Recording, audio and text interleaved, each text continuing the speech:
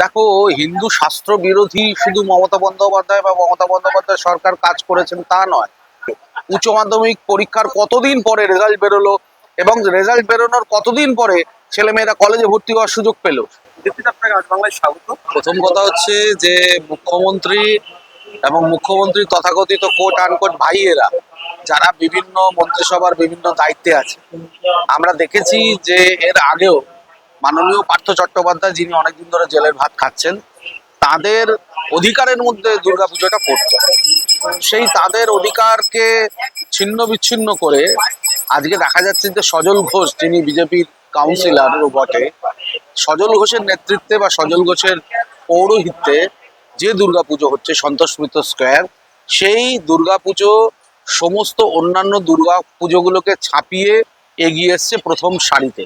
প্রথম দিকে যদি আমরা তিনটে দুর্গাপুজো দেখি, ভিড় যদি মাপকাঠি হয় তার, অবশ্যই সন্তোষ মিত্র স্কোয়ার প্রথম তিনটি পুজোর মধ্যে একটি। এবং গত বছরেও আমরা দেখেছি যে যে কটাই পুজো হয়েছে তার মধ্যে একদম প্রথম স্থানে অধিকার করেছিল সন্তোষ মিত্র স্কোয়ার।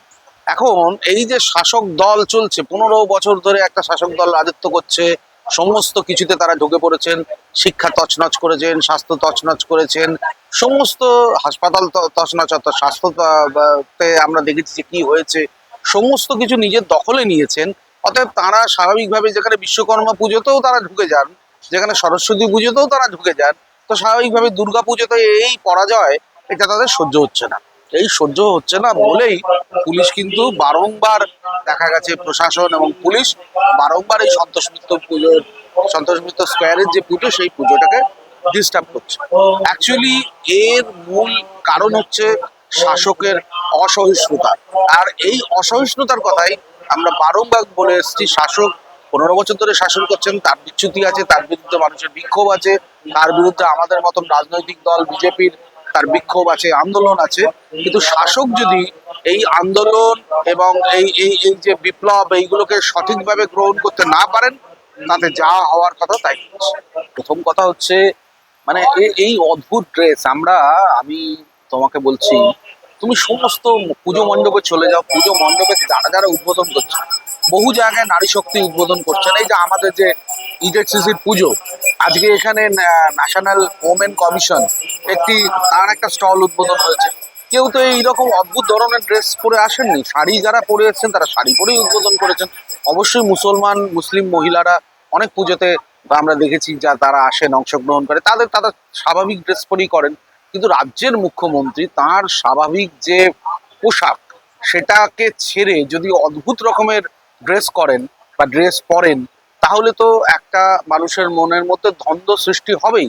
মমতা বন্দ্যোপাধ্যায় কোনো প্রয়োজন ছিল না মাথায় সেদিনকে ওই রকম ভাবে, যেরকম ভাবে বোরখা পরে সেরকম ভাবে ওড়না দিয়ে এটার উদ্বোধন করা। আমি জানি না কেন উনি করেছেন, উনি এই ধরনের কাজ বারংবার করে এসেছেন গত 15 বছরে, তারই ধারাবাহিকতা হয়তো তিনি বজায় রেখেছেন। এখন মানুষ স্বাভাবিকভাবেই তাদের অপছন্দ হয়েছে, অনেক মানুষের অপছন্দ হয়েছে যে পুজো মণ্ডপে এই ধরনের পোশাক পরে, এই ধরনের ড্রেস আপ করে যদি মুখ্যমন্ত্রী উদ্বোধন করেন, তাতে কিছু মানুষের অনুভূতিতে আঘাত লাগতে পারে। এইগুলোতে আমি বা আমাদের যারা রাজনৈতিক কর্মী, আমরা মোটামুটি অভ্যস্ত। এই ধরনের মানে মমতা বন্দ্যোপাধ্যায় যে ধরনের কাণ্ড কারখানাগুলো করেন, তার মধ্যে এটাও একটা অন্তর্গত বিষয়। দেখো, হিন্দু শাস্ত্র বিরোধী শুধু মমতা বন্দ্যোপাধ্যায় বা মমতা বন্দ্যোপাধ্যায় সরকার কাজ করেছেন তা নয়। আজকে যদি তুমি দেখো যে মানুষ, মানে যে সামাজিকতা, তারও তো বিরুদ্ধে তারা দীর্ঘদিন ধরে কাজ করছেন। আমরা এরই মধ্যে শিক্ষা দুর্নীতি দেখেছি, আমরা এরই মধ্যে দেখেছি আরজি করে কিভাবে আমাদের বোনটাকে তাদের যে লোকজন আছে তাদেরকে মেরে ফেলা হয়েছে, এবং তার প্রকৃত শাস্তি এখনো অব্দি আমরা দেখতে পাইনি যে তার শাস্তি হয়েছে। তো এই ধরনের দোষ এবং এই ধরনের যে সমস্ত অন্যায় তারা তো করেই আসছে। এবং তার সঙ্গে সঙ্গে এই যে মানে হিন্দু যে রীতি, হিন্দু যে নীতি, পিতৃপক্ষের পরে যে মাতৃপক্ষ আসার পরে যে পুজোর উদ্বোধন হয়, মায়ের চক্ষুদান হয়, এই রীতিনীতিগুলোকে তিনি কোথায় একটা বিসর্জন দিয়ে দিয়েছেন। এগুলো কাকে তুষ্ট করার জন্য করছেন না, এইটা মানে একটা অন্য শাসকের একটা অভিলাষ বা অথবা শাসকের একটা অত্যাচারী শাসকের মনোভাব, এগুলোই তো আমাদের কাছে ক্লিয়ার নয় কেন উনি এই জিনিসগুলো করছেন।